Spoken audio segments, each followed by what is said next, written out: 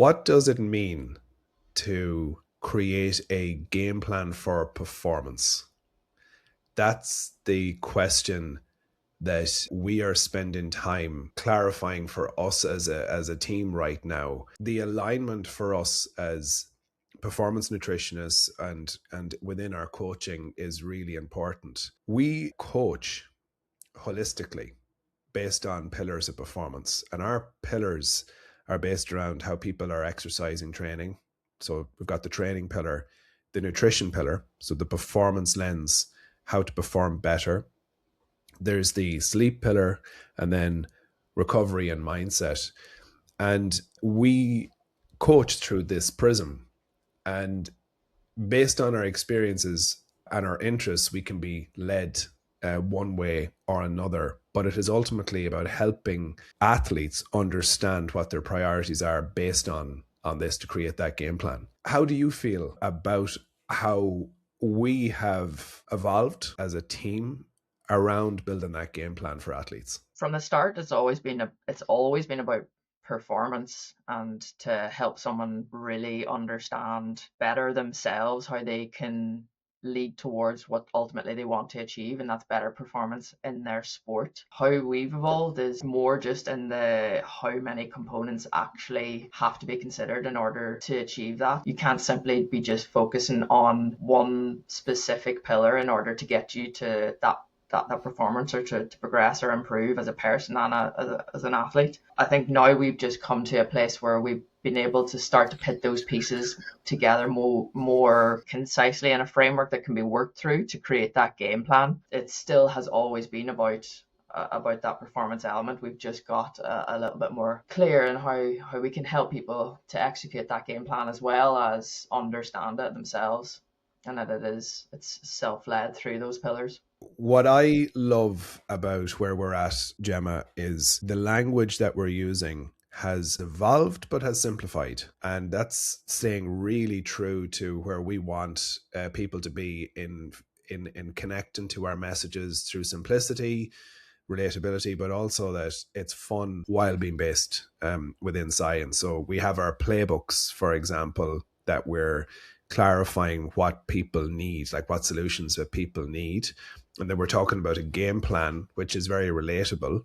And that's evolved from understanding the vision part being so critical. So where people want to be, but we've simplified all of that language to make this feel like it's so much more doable and that there's a simplicity to it. And I love that very recently I was struggling with, this sounds mad, my expertise is in nutrition.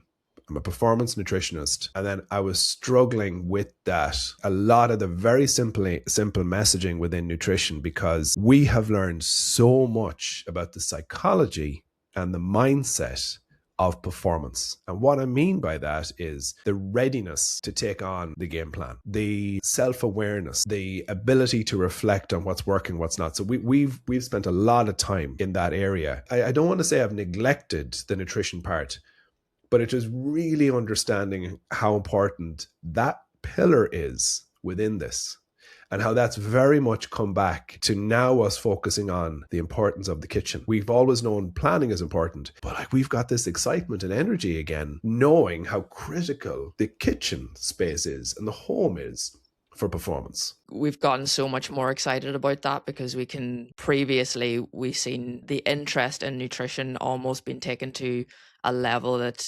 disregarded the other areas. And now we've come to a place with this greater understanding of ultimately what allows people to comply or to be consistent with the practices. The position that we're in now is that it is through the lens of being excited about how this really fits into the rest of the pillars of performance.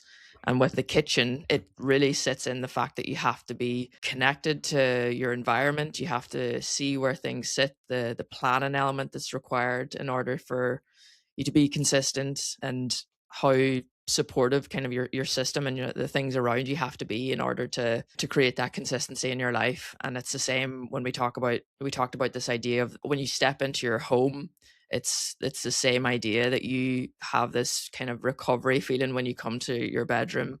You have this excitement when it comes to maybe the living area where it's you switch off and there's that downtime, and you step into the kitchen and it's the same feeling as it relates to your performance, is that things are placed in a way that allow you to feel like this is where I go for these elements that support my recovery or my performance between the ingredients that you choose. You're never really stepping away from your maybe sports environment that supports those decisions. That's what it's built for. But when you step away from that, it's the same idea that you're still connected to your performance between getting in the car to your home. Couldn't have explained that better. That was class. I would like you to go back to the beginning of that insight and expand why we have felt that response to nutrition being taken too far, because that is exactly it. That is how I have felt. I listened to the experts, read the papers, understand the simplicity within eat a varied diet, eat enough energy, fuel for the work required from a training perspective, have protein early in the day, make sure you have enough fiber, hydrate. Look, calm down. Can you expand on why that caused that shift in us?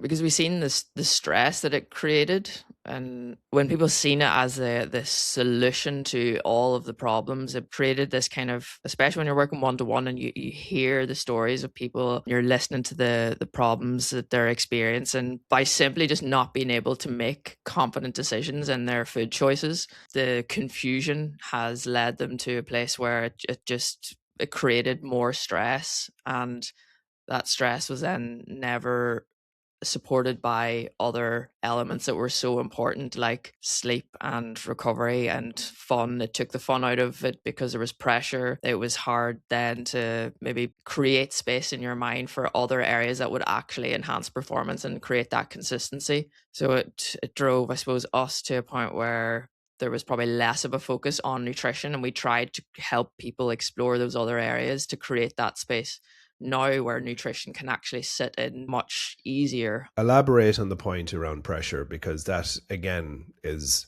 firing things off in my brain. Situations, experiences with clients, examples that are very specific to things like obsessive behavior, over tracking, weighing of food, looking for very specific supplements that are going to make a difference, and then thinking that the answers were in that detail and in that scrutiny. Elaborate from your perspective and maybe even from a female perspective. I suppose setting unrealistic standards when it's hyper focused on the detail around the decisions that people believe that they have to make when it comes to food and food choices, and pressures on expectations of how you would have to look, weight pressure, the detail around like being so specific every single day and not having any flexibility, and that the nutrition became such a reduced to numbers as opposed to it being a place that could also provide, there's the creativity of nutrition and meals and the connection to food in different ways. All of that is ultimately removed when somebody when we're focused on hyper obsessing over the detail, and then that internal pressure is highlighted even more whenever you're stepping into maybe an environment that is focused on body composition and weight, and then you're coming home with that pressure and you're increasing it further by every decision that you make throughout the day. The consequences that come with that are you never really, I suppose, allow yourself to find a way to be consistent and free in your own mind with and confident in your decisions, and that it's a vicious cycle if it's never really explored or supported in the correct way. Some of the most extreme examples I've seen around these tendencies are actually with athletes, because the athlete is looking so badly for improved performance, and that the answers must lie in here. So it's like the athlete who increases load and increases training volume to feel fitter and more energy, whereas that only increases the risk of injury and illness and lowers energy levels. And people would be amazed to hear you talked about that pressure. Like there's a couple of athletes really come to mind because they were in this position of over tracking, very often using fasting as a way of controlling calorie intake. they wouldn't even be able to eat socially. They couldn't go for coffee and scone with their girlfriend at the weekend or their boyfriend. They couldn't go out for dinner, and it was the scrutiny and detail had to this effort had to result, because I'm working so hard on the detail. It has to really increase performance. It has to help over here. And the words that athletes use when you help them realign the expectation that you talked about and create that sense of freedom where they better understand what actually helps their performance and a very simple structure to create that freedom. Athletes talk about it being so energizing, so exciting, transformative, life changing. That is how important it is to understand where food and nutrition fits in a person's life, and creating the right mindset around the home. So the kitchen doesn't isn't a space of pressure.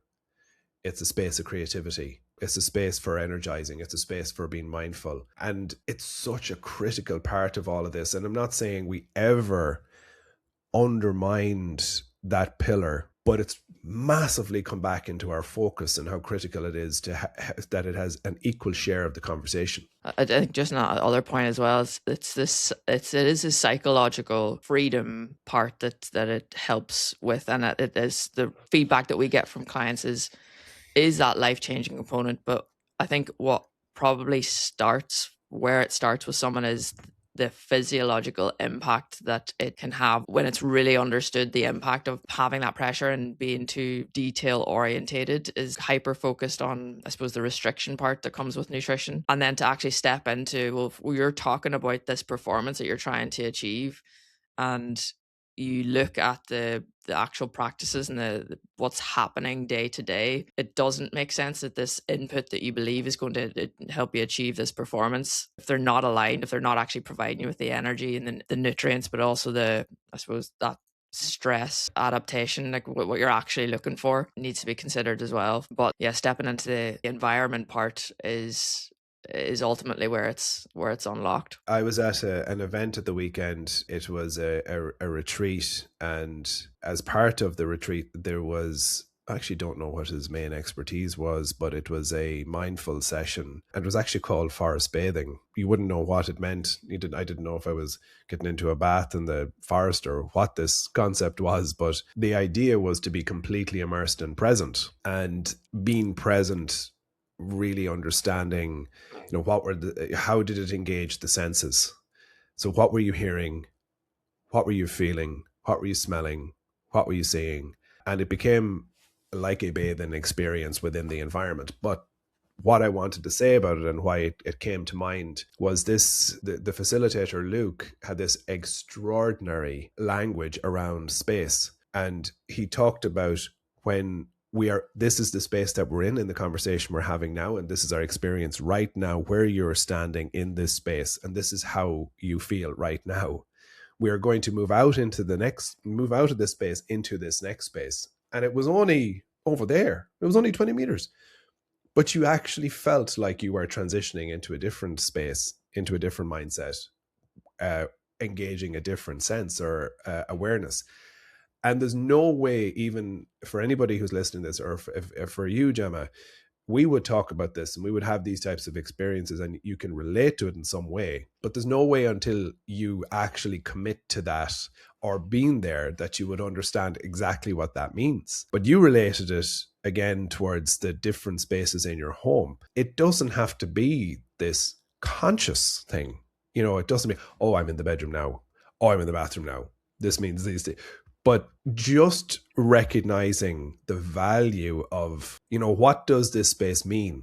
Am I making sense? Like, what does Yeah, this, yeah. would I you, think we talked about the kitchen audit. Like, there can be a part where it might have to be conscious at the very start, but like how does stepping into your kitchen make you feel? Because sometimes you would hear people talk about, like, I do feel stressed. There's maybe things are disorganized. I don't want to cook. I don't know where things are. I don't have these ingredients. Like that immediately tells you the story of what's going to happen the next day or about the rest of the week.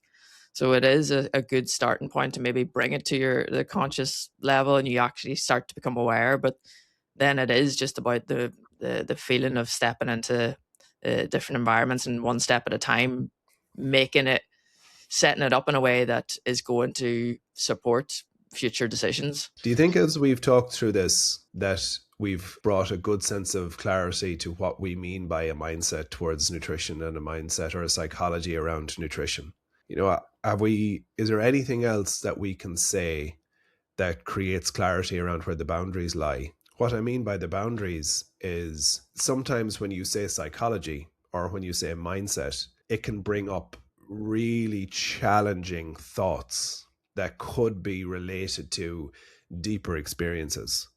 So, I guess being really honest, things like childhood restriction, the influence of others, and difficult experiences around food, that's not what we're talking about. That's what I mean by boundaries, that it's within a space of clarity around where food fits in your life and how food is positioned as a energizer and something that's positive and exciting, and how critical it is to create that sense of clarity around what food and mindset or the psychology around the food pillar represents for us Mhm. as a team. Seeing how they are integrated as opposed to being these separate things that are dealt with in isolation. And I suppose that the mindset is ultimately what connects your decisions together. That I can see that if I train, this is how I recover. These are the things that I do to support that. And if I'm going through a setback, I know how to reframe my thinking to support the decisions that I need to